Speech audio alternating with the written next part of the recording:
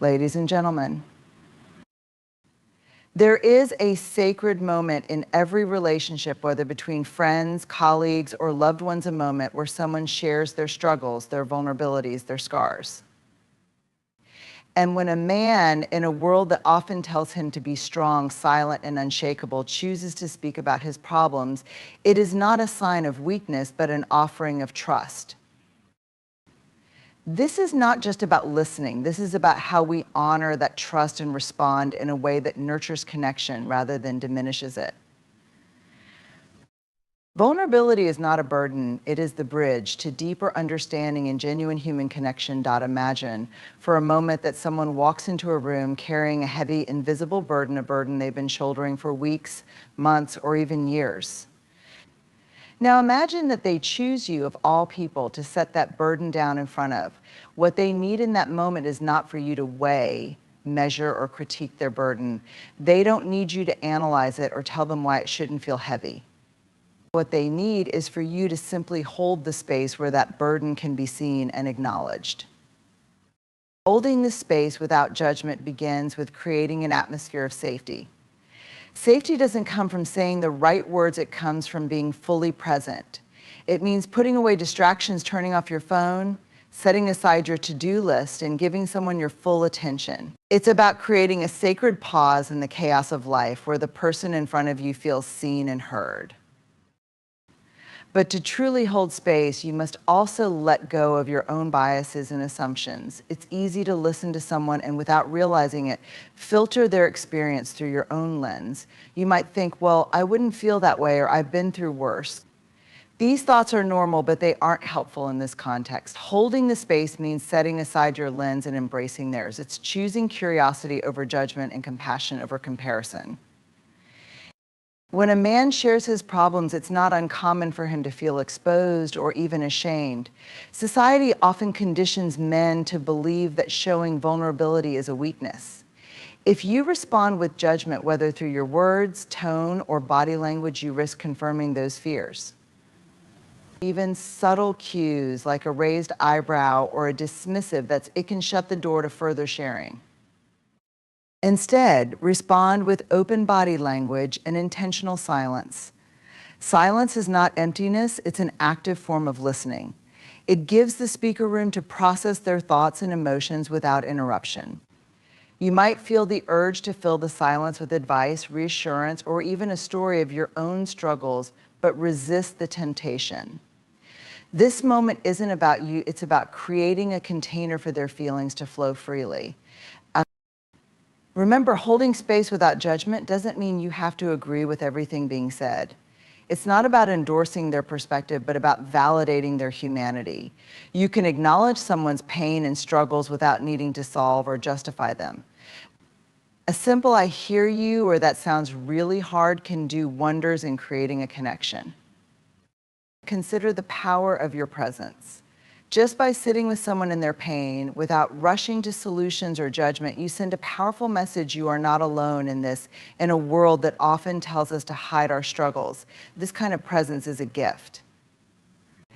It says, you don't have to carry this by yourself, and you don't have to have it all figured out right now. When you hold the space without judgment, you're doing more than just listening. You're creating an environment where healing, growth, and deeper connection can take root. You're offering a sanctuary where someone can exhale, let their guard down, and simply be. And in that sacred space, you become a witness to their courage, their humanity, and their strength. When someone opens up about their struggles, they're not simply sharing words, they're offering you a glimpse into their inner world. It takes courage to express emotions and experiences that may feel raw, messy, or overwhelming. And in that moment, what they need most is validation, not dismissal. They need to know that their feelings are real, that their experience matters, and that they are not overreacting or imagining things. Validation starts with acknowledging the other person's perspective as legitimate, even if it doesn't align with your own.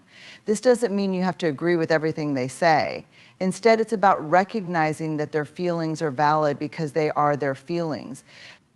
They don't need to meet a threshold of seriousness or logic to be worthy of compassion. Imagine someone saying, I feel like I'm failing at everything in my life. The dismissive response might be, oh, you're just being dramatic, or you're not failing. Look at everything you've accomplished. These responses, while often well-intentioned, minimize the person's experience. They may leave the individual feeling unheard or misunderstood, as though their emotions have been invalidated. Now consider the validating alternative that sounds incredibly hard. I can hear how much this is weighing on you. These simple words don't try to fix the problem or change their feelings. They simply acknowledge the emotional truth of the moment. And in doing so, they offer a lifeline of connection and understanding. Validation also requires listening without rushing to judgment or conclusions. Often, when someone shares a problem, there's a tendency to analyze it, critique it, or offer solutions. While advice may have its place, it's not the first step in fostering connection.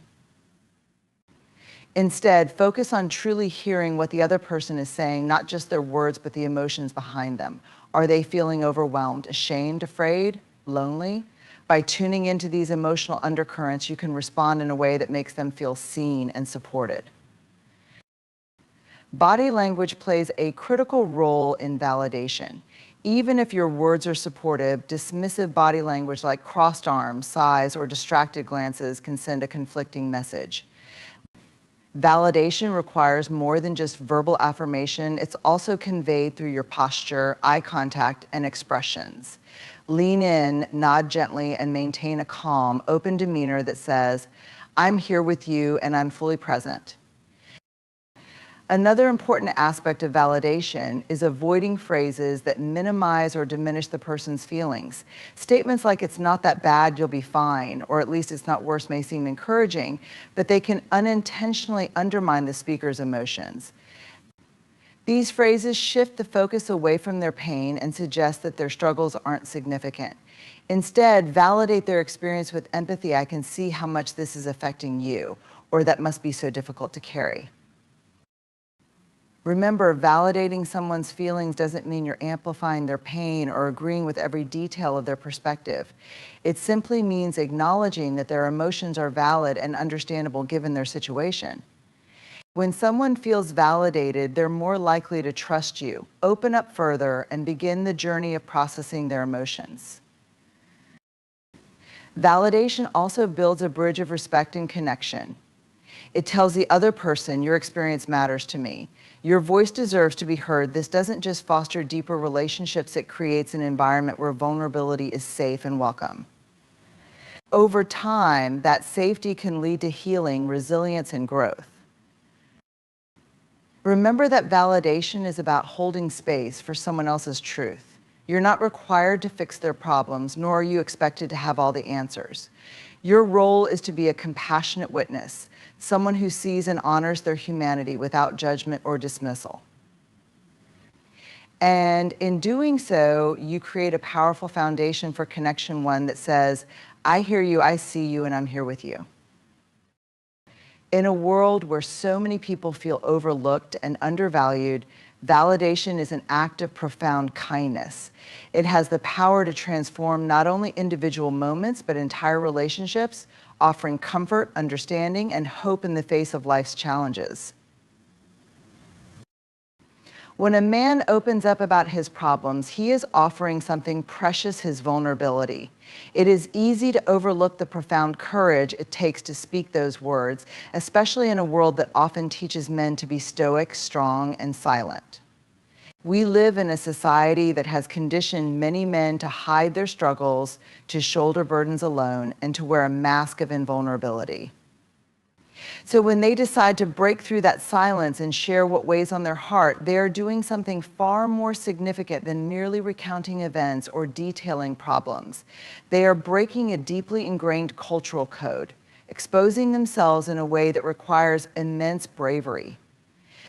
The weight of societal expectations. From a young age, many men are told, directly or indirectly, that their emotions, especially feelings of fear, sadness, or confusion, are signs of weakness. Phrases like man up, don't be a wimp, or big boys don't cry are drilled into their psyche, reinforcing the idea that emotional expression is something to be avoided, something to be ashamed of. The pressure to conform to this ideal of masculinity can create an emotional wall, one that is built from fear of rejection, judgment, or ridicule. In this context, speaking up about one's struggles isn't just about articulating personal difficulties, it's a rebellion against a culture that has long told men to suppress their emotions. When a man chooses to speak, he is not only sharing his feelings, he is stepping into vulnerability in the face of expectations that tell him to do the opposite. The burden of internalized silence. For many, the silence they carry is far heavier than the problems themselves. Over time, suppressing pain, anxiety, and fear doesn't make those emotions disappear, it makes them grow, fester, and evolve into something far more complex. The longer someone holds in their struggles, the more they begin to feel isolated, disconnected, or invisible. The fear of being seen as weak can cause them to internalize these emotions, making it even harder to express their true selves. But when they finally find the courage to speak, it is not just an act of communication, it is a moment of release, a moment of reclaiming their voice. For many men, this moment is hard-won. It is the culmination of battling shame, wrestling with self-doubt, and finally saying, I am worthy of being heard, understanding this background, the layers of conditioning. Shame and self-imposed silence helps us appreciate the extraordinary courage it takes to speak up. The fear of vulnerability. Vulnerability is often misunderstood. It is not the absence of strength, but the presence of it in its most authentic form. To be vulnerable is to risk exposing our deepest fears, our imperfections, our wounds. It is a choice to let others see us as we truly are, not as we would like to be perceived, but as we are in all our human fragility. For many men, the fear of vulnerability is overwhelming. They fear that by exposing their weaknesses, they will lose respect, be ridiculed, or even be abandoned. Vulnerability in this sense is seen as a threat to their sense of self-worth and identity. So when a man opens up about his problems, he is making a courageous decision to face that fear head-on. He is choosing to risk emotional exposure in order to connect with someone else, to let someone in, and to share the weight of his struggles. When someone has the courage to speak about their problems, they are often looking for more than just sympathy. They are looking for understanding, compassion, and connection. At its core, vulnerability is about being seen in our truest form. It is an invitation to be witnessed not in our success, but in our pain. It is in this act of being seen that true healing begins. For a man to speak up, he must believe, even if only for a fleeting moment, that his voice matters, that his pain is valid, that his experience is worthy of being heard. The act of speaking is an acknowledgement of his own humanity, his imperfections, his flaws, his struggles, and it is an invitation for others to meet him there in that space of shared humanity. The role of the listener. In these moments, as listeners, it's essential that we recognize the enormity of what is happening. When a man tells us about his problems, he is offering us his trust. He is asking for validation, for understanding, and for acceptance. By understanding the courage it took to speak, we can respond with the empathy and compassion needed to honor that trust. We don't need to have all the answers. We don't need to rush in with solutions or advice. And what we need to do is create a safe, supportive space for him to continue sharing, to continue being seen, and to continue healing. The act of speaking up is not just about sharing problems, it is about reclaiming power. It is about taking control of one's narrative, about shifting from silence to expression. And as listeners, when we understand the courage it takes to speak, we honor that power and help create an environment where healing can truly begin. One of the most common reactions when someone shares their struggles or problems with us is to immediately jump into fix-it mode. We want to help, to offer advice, to provide a solution. It's natural we see a problem and we want to solve it. But this impulse to immediately offer a fix can sometimes undermine the very connection and support the other person needs. Before rushing in with advice or solutions, it's crucial to take a step back and first ask, what do you need from me in this moment? The power of inquiry. Asking before offering solutions is not only a respectful way to engage with someone's pain, it's also a powerful tool for deepening empathy and understanding. When you ask someone how you can best support them, you're inviting them into the conversation and empowering them to express their true needs. This question signals that you value their autonomy and that you see them as capable of deciding what's most helpful for them in that moment. This simple question, how can I help, creates space for the other person to be honest about what they're really looking for. Sometimes they might not want a solution at all. Instead, they may just want someone to listen, to hold space for their emotions, or to validate their experience. In these instances, offering a solution can feel dismissive, as though their feelings aren't valid unless something is fixed. By asking first, you allow them the space to tell you whether they need advice or simply empathy. Why people don't always want solutions. It's important to recognize that not every situation needs a fix. Often, when people share their challenges, they're not asking for a quick resolution, they're looking for understanding. They want to be heard and acknowledged, not immediately told what to do or how to change things. This is especially true in emotional or personal struggles, where the weight of the problem is deeply tied to their sense of self. Offering a solution too soon can make the person feel as though their feelings or struggles are being minimized. It might suggest that you don't fully understand the depth of what they're going through. By offering advice or solutions too quickly, you may also inadvertently communicate that they are not capable of figuring things out for themselves. This can be disempowering, as it overlooks their own ability to make decisions or process their emotions. Sometimes, a person may just need time to fully explore their feelings and reflect on their situation. They may need space to think about what they truly want or need in order to move forward. And jumping in with solutions can short-circuit this process, leaving them with the feeling that their experience is being hurried along or dismissed. The gift of listening without interrupting. When we refrain from offering solutions right away, we give the gift of listening. Listening deeply and without interruption is one of the most compassionate things we can do for someone who is struggling. And it shows them that their feelings matter, that their experience is important, and that they don't have to rush through it to make it better. Many people need to talk through their problems in order to make sense of them. They need to verbalize their emotions and thoughts before they can come to any conclusions. As listeners, we can support them by being present, allowing them to speak freely, and refraining from interrupting with advice or solutions. This creates a safe, non-judgmental space where they can explore their emotions and discover at their own pace what they truly need. Listening without offering solutions also helps to break the pattern of rescuing someone.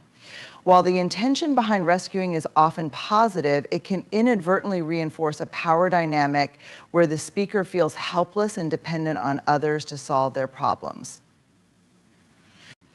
This can strip them of their agency and prevent them from finding their own answers. By asking, "What do you need?" and then listening, you empower the person to find their own path forward. Offering solutions at the right time.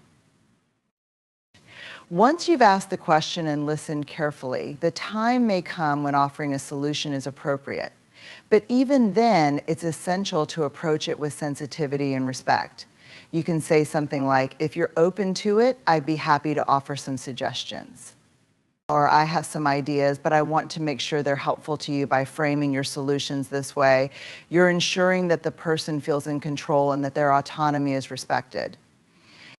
Offering solutions should never feel like a directive or an imposition. Instead, it should feel like a collaborative process where both parties are engaged in finding the best way forward. Remember, not every solution has to be the right one. It just needs to be something that the other person feels aligns with their values and goals. At times, the best solution may not be a practical one at all. Sometimes, what a person needs most is simply the permission to feel what they're feeling, without any pressure to fix it or change it.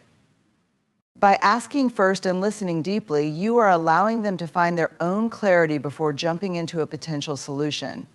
This process of self-discovery can be empowering and healing in itself.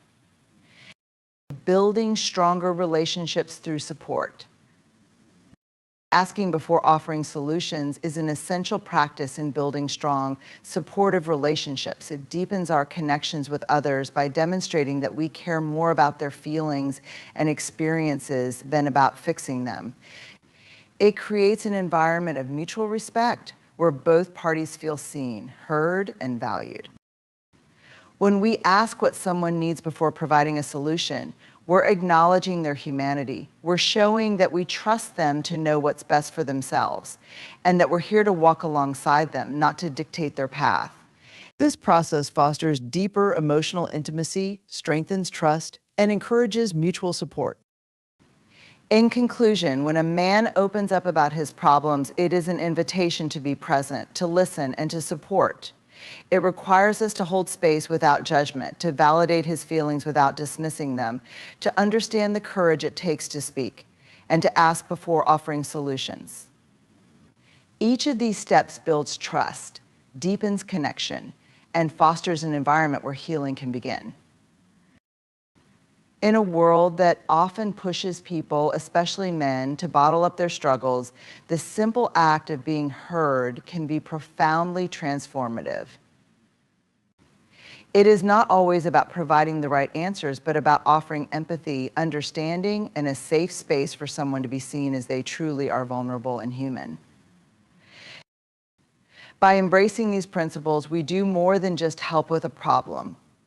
We create relationships built on mutual respect, trust, and the recognition that vulnerability is not a weakness, but a strength. We honor the courage it takes to speak, and we empower others to be their authentic selves, free from the pressure of having to hide their struggles or face them alone. So the next time someone opens up about their challenges, remember to approach them with compassion, to ask what they need, and to listen deeply. You have the power to offer more than solutions. You have the ability to offer connection, understanding, and a sense of belonging.